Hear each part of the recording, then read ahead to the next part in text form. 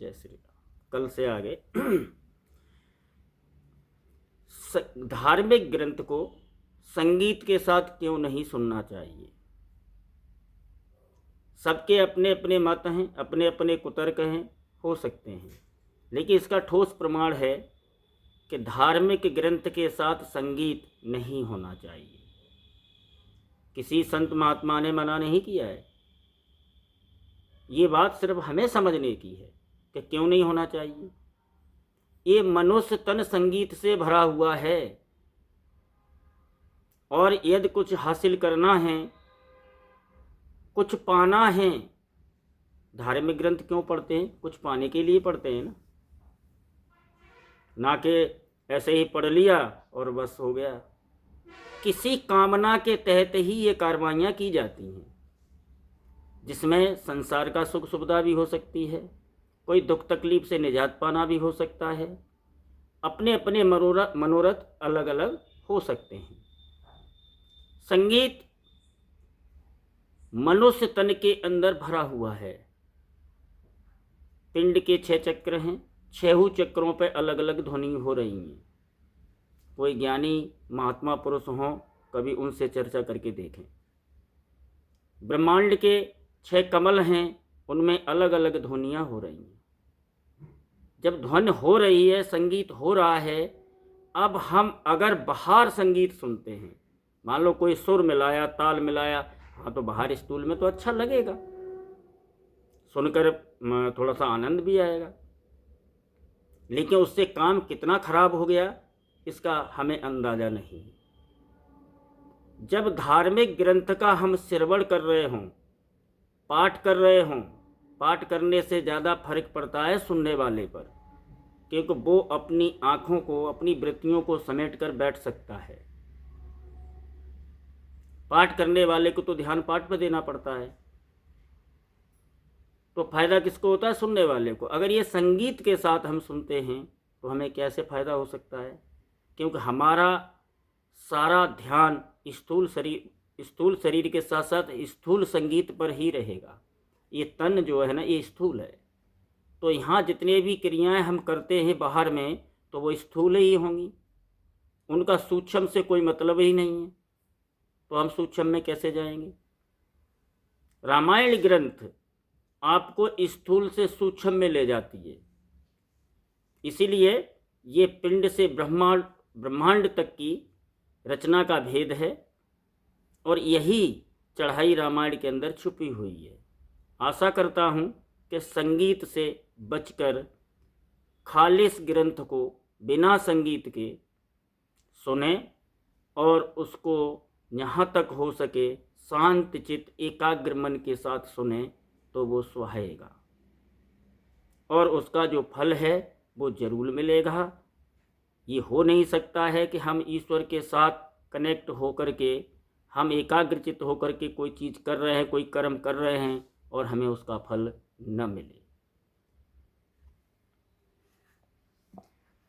गिरायरत जल बीच समय, कैयत भिन्न भिन्न, बंदौ सीताराम पद, जिन्हें परम प्रिय खिन्न, मंगल भवन मंगल हारी, द्रबहु सुदशरथ अजर बिहारी। जो वाणी और उसके अर्थ तथा जल और जल की लहर के समान कहने में अलग अलग हैं, परंतु वास्तव में अभिन्न एक हैं। उन श्री सीताराम जी के चरणों की मैं वंदना करता हूँ, जिन्हें दीन दुखी बहुत ही प्रिय हैं। जो वाणी और उसके अर्थ तथा जल और जल की लहर के समान कहने में अलग अलग हैं, जल और जल की लहर कहने में अलग अलग हैं, परंतु वास्तव में अभिन्न यानी एक है। उन श्री सीताराम जी के चरणों में मैं वंदना करता हूँ जिन्हें दीन दुखी बहुत ही प्रिय हैं। सीताराम यानी एक समुद्र है तो दूसरा उसकी लहर है, लेकिन यहाँ जल का है और हमारे कहने में बहुत अंतर पड़ जाएगा। एक जल और दूसरी जल की लहर, बात तो एक ही है। बंदौ नाम राम रघुबर को, हेतु कृसानु भानु हिम कर को। विधि हरि हर में वेद प्राण सो, अगुण अनुपम गुण निधान सो। मैं श्री रघुनाथ जी के नाम राम को वंदना करता हूँ। मैं श्री रघुनाथ जी के नाम राम को वंदना करता हूँ, जो कृषाणु अग्नि, भानु सूर्य और हिमकर चंद्रमा का हेतु अर्थात र, आ और म रूप से बीज है। वह राम नाम ब्रह्मा विष्णु और शिव रूप हैं। वह वेदों का प्राण है, निर्गुण उपमा रहित और गुणों का भंडार है। जहाँ राम नाम का इस्तेमाल तुलसीदास जी ने किया है, वहाँ बड़ी सफाई से काम लिया है। न जाने उस समय क्या चल रहा होगा और कैसी सिचुएशन रही होगी, जो उनको भेद को बड़ा ही अच्छे तरीके से गुप्त करके रखा। मैं रघुनाथ जी के नाम राम को वंदना करता हूँ, रघुनाथ जी के नाम को। और नाम कहाँ बताया? राम नाम ब्रह्मा विष्णु और शिव रूप है, तो वो नाम तो ओंकार हुआ। उस नाम को वह वंदना कर रहे हैं। वह वेदों का प्राण है, और वेदों का प्राण कौन है? ओंकार। अगर यहाँ पर सच्चाई से गौर किया जाए तो यहाँ पर राम को प्रणाम न करके नाम को प्रणाम किया है, और राम कह के उस नाम को राम कह के वर्णन किया है। निर्गुण उपमारहित और गुणों का भंडार है। वो तो नाम में तो ताकत है।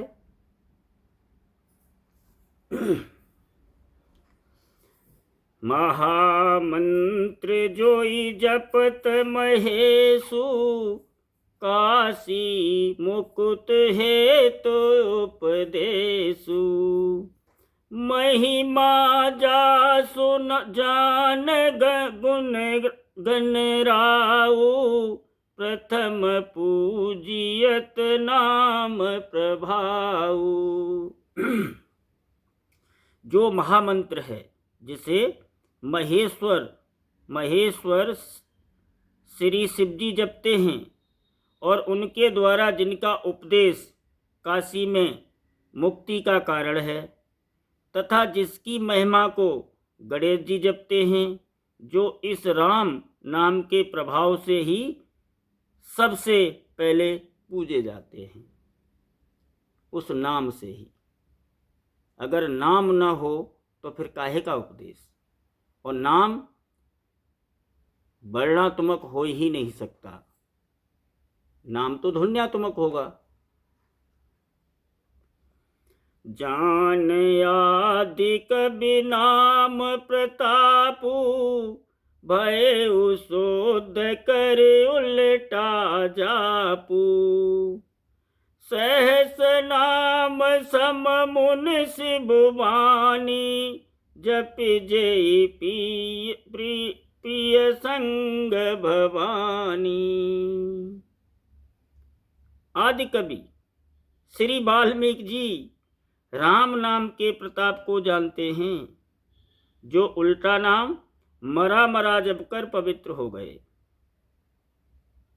श्री शिव जी के इस वचन को सुनकर कि एक राम नाम सहस्र नाम के समान हैं। पार्वती जी सदा अपने पति श्री शिव जी के साथ राम नाम का जप करती रहती हैं।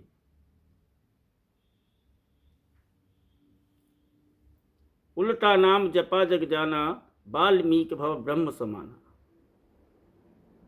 इसको और गहराई से समझने की जरूरत है। उल्टा नाम, ये बिल्कुल नहीं हो सकता कि राम नाम मरा मरा जपा। उल्टा नाम जपा जग जाना, वाल्मीकि भव ब्रह्म समाना। उल्टा यानी उल्टा को कोष्टक में बंद कर दें और सिर्फ अब आगे पढ़ें उल्टा को छोड़ के, तो नाम जपा जग जाना, वाल्मीकि भव ब्रह्म समाना, यानी वह पिंड में से उल्टा। यहाँ उलटना इसको कहते हैं। पिंड में से उल्टा,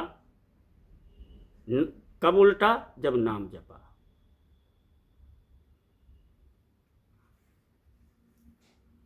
हर से हेतु हेरे हर ही को, किए किए भूषण तिय भूषण ती को। नाम प्रभाव जान शिवनी को, कालकूट फल दीन यमी को।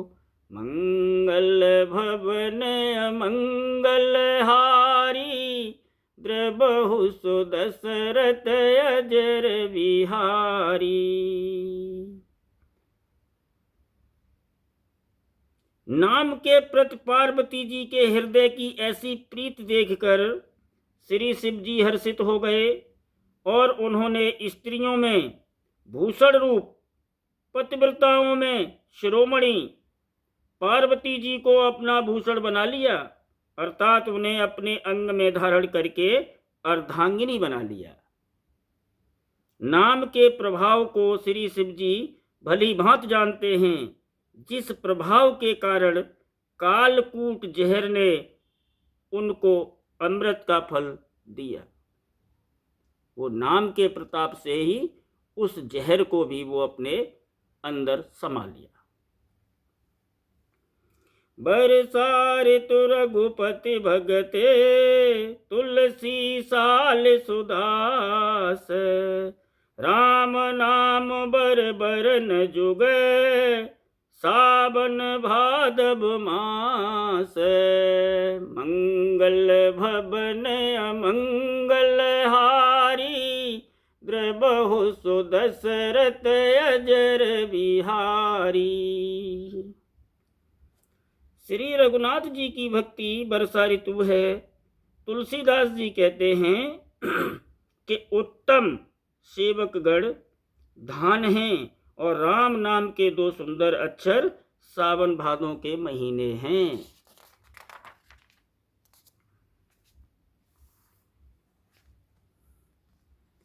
आखर मधुर मनोहर दो, बरन बिलोचन जन जिय जो। सुमिरत सुलभ सुगध सब काहू, लोक लाहु पर लोक निबाहु। दोनों अक्षर मधुर और मनोहर हैं, जो वर्णमाला रूपी शरीर के नेत्र हैं, भक्तों के जीवन हैं तथा स्मरण करने में सबके लिए सुलभ और सुख देने वाले हैं, और जो इस लोक में लाभ और परलोक में निर्वाह करते हैं, अर्थात भगवान के दिव्य धाम में दिव्य देह से सदा भगवोत्सव सेवा में नियुक्त रखते हैं। दिव्य धाम में और दिव्य देह में, यानी ये देह नहीं होगी। जैसे तीन शरीर हैं, ईश्वर के तीन रूप हैं, वैराट, हिरण्यगर्भ और अव्यकृत। ऐसे ये तन के तीन शरीर भी हैं, स्थूल, सूक्ष्म और कारण। कहत सुनत सुमिरत सुठनी के, राम लखन सम प्रिय तुलसी के, बरनत बरन प्रीत बिल गाती, ब्रह्मा जीव सम सहज संघाती। ब्रह्म जीव सम सहज संघाती, ये कहने और सुनने और स्मरण करने में बहुत ही अच्छे, सुंदर और मधुर हैं। तुलसीदास को तो श्री राम लक्ष्मण के समान प्यारे हैं। इनका र और म का अलग अलग वर्णन करने में प्रीत बिलगाती है, अर्थात बीज मंत्र की दृष्टि से इनके उच्चारण, अर्थ और फल में भिन्नता दिख पड़ती है, परंतु हैं ये जीव और ब्रह्म के समान स्वभाव से ही साथ रहने वाले, सदा एक रूप और एक रस हैं। ब्रह्म और जीव दोनों भाई हैं, क्योंकि मनुष्य को भी नर अवतार कहा है, लेकिन वो यहाँ आकर के सब कुछ भूल गया है और अपनी करनी में जो जिसकी समझ में आती है वो करने लगता है। धार्मिकता की ओर इसका रुझान ही नहीं है, और जब उधर को इसका रुझान नहीं है तो कर क्या सकते हो। ईश्वर ने ये खुद आज़ादी दी है कि जब तेरी इच्छा हो तब करना, इसमें कोई रोक टोक काम नहीं देती है। नर नारायण सरिस सुभ्राता, जग पालक विशेष जन त्राता, भगत सुतिय कल करन विभूषण, जगहित हेतु विमल विदुभूषण। में दोनों अक्षर नर नारायण के समान सुंदर भाई हैं। ये दोनों अक्षर नर नारायण के समान सुंदर भाई हैं। ये जगत का पालन और विशेष रूप से भक्तों की रक्षा करने वाले हैं। ये भक्त रूपिणी सुंदर स्त्री के कानों के सुंदर आभूषण कर्णफूल हैं और जगत के हित के लिए निर्मल चंद्रमा और सूर्य हैं। कर्णफूल, दोनों कानों के कर्णफूल और हित के लिए, और निर्मल चंद्रमा और सूर्य हैं। दायां और बायां, इंगला और पिंगला, ये दो नाड़ियां हैं, एक चंद्रमा है दूसरा सूर्य है। धन्य है तुलसीदास जी, किस तरह से लिखा है और उसको समझने के लिए कितनी जरूरत है, ये शायद हर किसी की समझ से बाहर है।